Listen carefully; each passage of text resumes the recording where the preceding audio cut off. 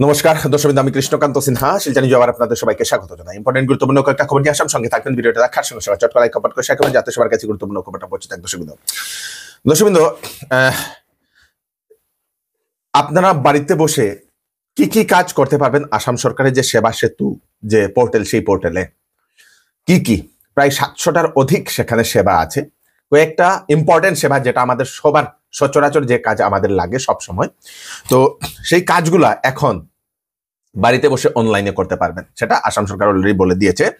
ভবিষ্যতে আসাম সরকার কি করবে, সেই ওয়েবসাইটের মাধ্যমে যে সকল কাজ মানুষ গিয়ে অফিসে গিয়ে যেগুলা করতে হয় সেগুলা আর অফিসে যেতে লাগবে না, বাড়িতে বসেই সবাই পারমিশন বলুন সবকিছু করতে পারবেন। মানে অনলাইন পরিষেবা দেওয়ার জন্য আসাম সরকার সম্পূর্ণ চিন্তা করেছে, ডিজিটালাইজড করার জন্য পরিষেবা সম্পূর্ণ ডিজিটালাইজ, যাহাতে অনেক মানুষ গিয়ে লাইন ধরতে হয়, অমুককে ধরতে হয় অমুককে ধরতে, এরকম না করে অনলাইনে কিভাবে ইজি ভাবে করতে হয় সেটার জন্য আসাম সরকার দিয়ে দিয়েছে। কি কি কয়েকটা আমি সার্ভিস বলে দিই। ল্যান্ড পারমিটের জন্য, ল্যান্ড জায়গার পারমিটের জন্য আপনারা পারমিশনের জন্য আপনারা সেই অ্যাপ্লাই করতে পারবেন সেবা সেতু পোর্টালে, ওয়েবসাইটটা দিয়ে দেব। ড্রাইভিং লাইসেন্সও আপনারা সেখানে করতে পারবেন। ফ্যাক্টরি লাইসেন্স, যে কোনো ফ্যাক্টরির জন্য লাইসেন্স চাইছেন সেটাও আবেদন করতে পারবেন। ব্র্যান্ড রেজিস্ট্রেশন, আপনাদের কোনো ব্র্যান্ড আছে সেটা রেজিস্ট্রেশন করতে চাইছেন সেটাও পারবেন। ডিলার লাইসেন্সের জন্য, ডিলারদের লাইসেন্সের জন্য সেখানে আবেদন করতে পারবেন। এক্সপোর্ট পারমিট, যে কোনো ধরনের এক্সপোর্ট পারমিট আপনারা সেখানে পারমিটের জন্য আবেদন করতে পারবেন। ইনকাম সার্টিফিকেটের জন্য সেখানে আবেদন করতে পারবেন। ইম্পোর্ট পারমিটের জন্য সেখানে আবেদন করতে পারেন।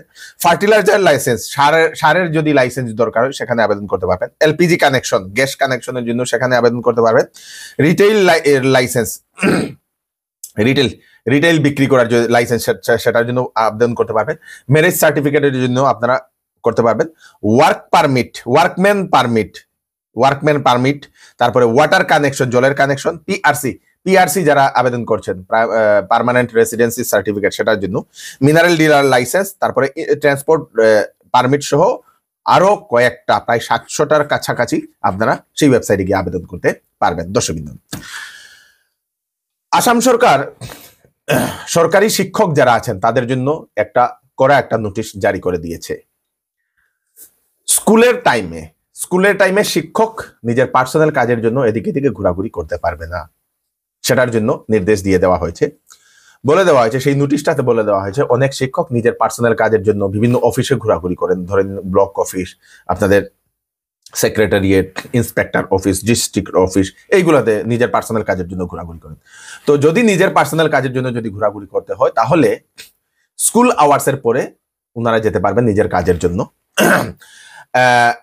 এবং যদি সেটা না শুনেন, স্কুল আওয়ার্সে যদি নিজের পার্সোনাল কাজের জন্য যদি এদিকে যান তাহলে তাদের এগেনস্টে কড়া অ্যাকশন নেওয়া হবে বলে সেটা আসাম সরকার, সেটা শিক্ষা বিভাগ সেটা জানিয়ে দিয়েছে। দর্শকবৃন্দ, পঞ্চায়েত নির্বাচন নিয়ে হাইকোর্ট একটা গুরুত্বপূর্ণ নির্দেশনা জারি করে দিয়েছে। দর্শকবৃন্দ, পঞ্চায়েত সেই নির্বাচনের যে অধিসূচনা, সেই অধিসূচনাতে এখন স্টে অর্ডার লাগিয়ে দেওয়া হয়েছে। 9 জানুয়ারি পর্যন্ত জারি করতে পারবে না অধিসূচনা আসাম সরকার। সমষ্টি পুনর্নির্ধারণ নিয়ে অনিয়ম হয়েছে বলে এই নির্দেশ জারি করেছে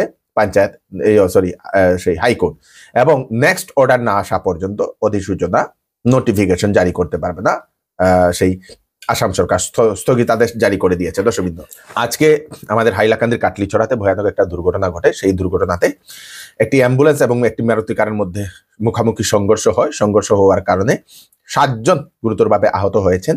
কাটলিছড়ার বাংলার তল সেই জায়গাতে যারা আহত হয়েছেন তাদেরকে স্থানীয় মানুষেরা হাসপাতালে পাঠিয়ে দিয়েছে।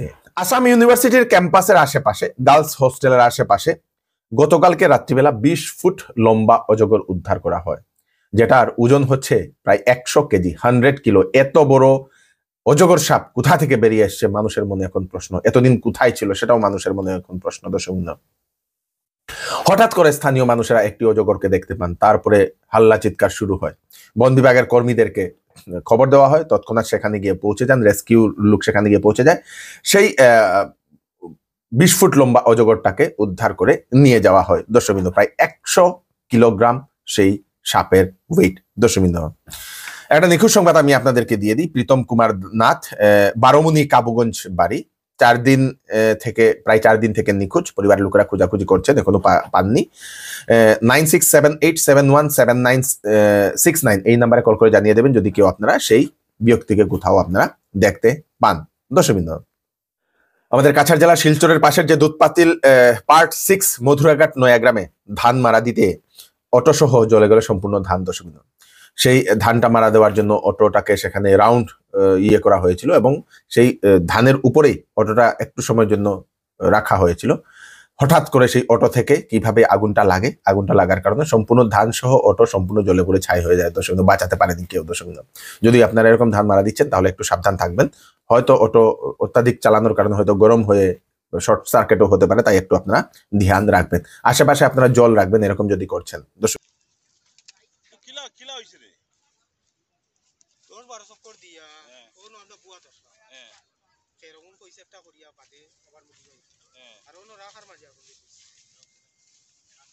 মোবাইল আছে নাকি? তো মোবাইল মানে ব্লাস্ট মারছে, কোনো ভিতরে ধোয়া আছে, চলে গেছে।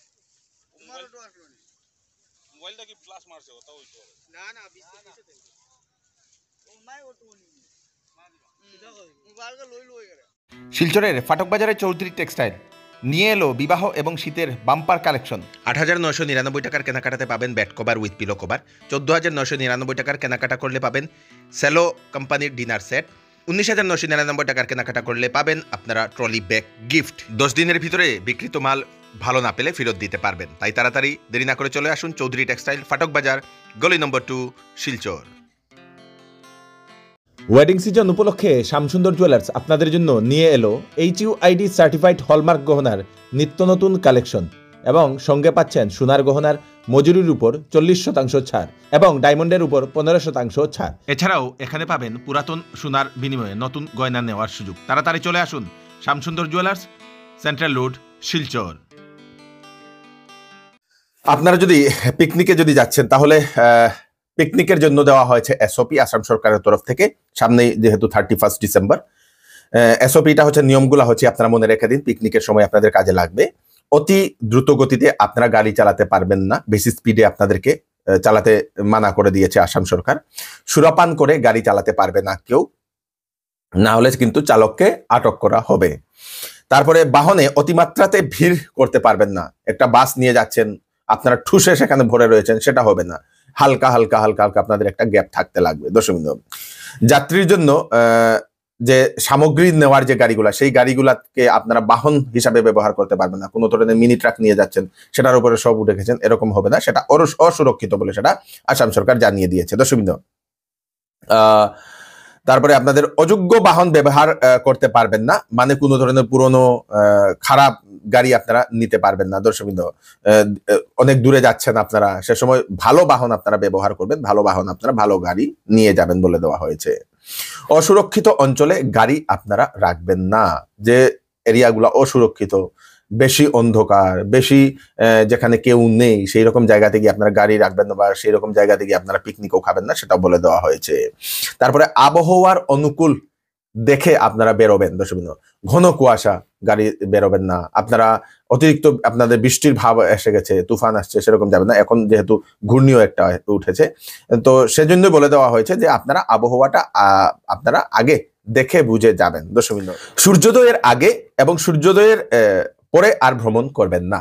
সূর্যোদয়ের আগে আপনারা বেরোবেন না এবং সূর্যোদয়ের পরেও ভ্রমণ করবেন না, মানে আপনারা সকালবেলা যাবেন, সূর্য অস্ত হওয়ার আগে আপনাদেরকে ফিরতে লাগবে বলে দেওয়া হয়েছে। এই নির্দেশনা সমূহ আপনাদের পিকনিকের জন্য, পিকনিকের SOP আপনাদের সবার জন্য, ছেলে মেয়েদেরকে আপনারা নিশ্চয়ই এটা পাঠিয়ে দেবেন। দর্শকবৃন্দ, গতকালকে আসামে গুয়াহাটির রাজভবনের সামনে কংগ্রেস দলের সেই কার্যকর্তাদের প্রতিবাদের সময়, বিক্ষোভ কার্যসূচির সময়, মৃদুল ইসলাম, একজন কংগ্রেস কার্যকর্তা এবং একজন অ্যাডভোকেট, উনি প্রাণ হারিয়েছিলেন সেই টিয়ার গ্যাসের কারণে, অত্যাধিক টিয়ার গ্যাসের কারণে। দর্শকবৃন্দ, তারপরে প্রতিবাদ তো চলছিল সেই কংগ্রেসের তরফ থেকে, এবং আজকেও সেটা চলছে বিভিন্ন জায়গাতে। তারপরে মুখ্যমন্ত্রী স্টেটমেন্ট জারি করে দিয়েছেন। রাজভবনে বলপূর্বকভাবে প্রবেশ করার চেষ্টা চালিয়েছিল কংগ্রেস দলের কার্যকর্তারা, এবং সেটাতে একটা বিশৃঙ্খলার সৃষ্টি হয়েছিল। পুলিশ একটা FIR দায়ের করে সেটার ব্যাপারে সমস্ত ঘটনাটির তদন্ত করবে বলে মুখ্যমন্ত্রী সেটা জানিয়ে দিয়েছেন। এখন রাজভবনের সমীপে কোনো ধরনের বিক্ষোভ বা প্রতিবাদের অনুমতি থাকবে না। বিক্ষোভ বা সেই কোনো ধরনের প্রতিবাদী কার্যসূচি করতে হলে রাজভবনের পাশে একটা নির্দিষ্ট একটা জায়গা রেখে দেওয়া নির্ধারিত করা হয়েছে বলে মুখ্যমন্ত্রী সেটা স্টেটমেন্ট দিয়ে দিয়েছেন। দর্শকবৃন্দ, শিলচরের পিএইচি যে সকল কর্মচারীরা ওনারা দুদিন ধরে ওনারা অনশনে বসে আছেন এবং তার মধ্যে অসুস্থ হয়ে পড়েছেন 5 জন অস্থায়ী কর্মচারীরা। ওনাদের বিভিন্ন দাবি, 2 মাস ধরে ওনাদের বেতন বন্ধ, ওনাদের বেতন বৃদ্ধি করা সহ ওনাদেরকে নিয়মিত করার জন্য ওনারা দাবি রেখেছেন সরকারের কাছে, পিএইচি অফিসের কাছে। দর্শকবৃন্দ, রাশিয়া থেকে একটা সুখবর চলে আসে। রাশিয়া নাকি mRNA ক্যান্সার ভ্যাকসিন ডেভেলপ করে নিয়েছে, বানিয়ে নিয়েছে বলে এরকম ওরা ঘোষণা করে দিয়েছে। এবং সেটা এখন টেস্টিং সবকিছু শেষ হয়ে গেছে এবং কিছু শেষ হলেই সেটা 2025 ইংরেজিতে সেটা রিলিজ করা হবে সমগ্র বিশ্বের জন্য বলে দেওয়া হয়েছে। যদি এরকম হয় তাহলে সবার জন্য ভালো হবে। দর্শকবৃন্দ, চলতি মাসে আরো একবার ঋণ নেবে আসাম সরকার। আগামী ডিসেম্বর মাসের ভিতরে আরো 900 কোটি টাকার ঋণ নেবে আসাম সরকার বলে সেটা জানা গেছে। দর্শকবৃন্দ, বিভিন্ন সেই নিউজ মহলে সেটা দেখানো হচ্ছিল। তো এই হচ্ছে আজকে স্পেশাল আপডেট। এই আপডেটটা তাড়াতাড়ি আপনারা সবাইকে পাঠিয়ে দেবেন। তাড়াতাড়ি 12টা আপডেট দিয়ে দিলাম। আমি কৃষ্ণকান্ত সিনহা আবার নতুন আরেকটি ফ্রেশ আপডেট নিয়ে আবার আপনাদের সবার সাথে ফিরে আসবো। ততক্ষণ আপনারা সুস্থ থাকবেন, সেফ থাকবেন। ধন্যবাদ।